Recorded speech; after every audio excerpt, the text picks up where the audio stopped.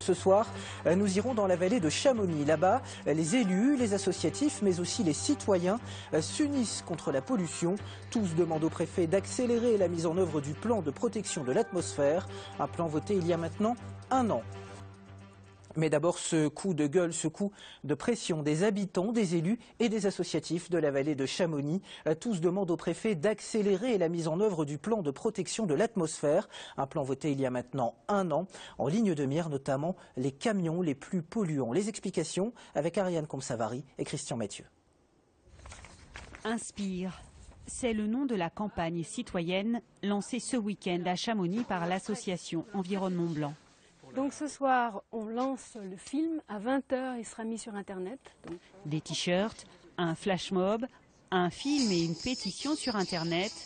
Autant de supports pour un seul but, interpeller les autorités. Le préfet, il a refusé de recevoir des habitants de Passy qui avaient une pétition signée par 3000 personnes. Il y a quelques mois, au printemps, en leur disant c'est beaucoup trop petit, revenez me voir quand vous aurez 10 000 signatures. Donc nous, on s'est dit, là, il faut vraiment lui montrer qu'on est au moins 10 000 à s'inquiéter du problème de qualité de l'air au pays du Mont-Blanc, dans la vallée de l'Arve. Il y a urgence. Depuis le début de l'année, les seuils de pollution ont été dépassés à 37 reprises.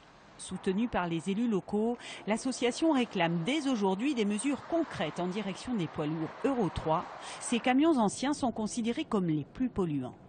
Plutôt que de les interdire, même purement et simplement, ce que nous proposons, c'est d'utiliser une capacité ferroviaire existante, puisque l'État a fait ce qu'on appelle une autoroute ferroviaire en Savoie, et de transférer ces camions les plus polluants, au moins pour la saison hivernale, sur cette autoroute ferroviaire et donc sur les trains.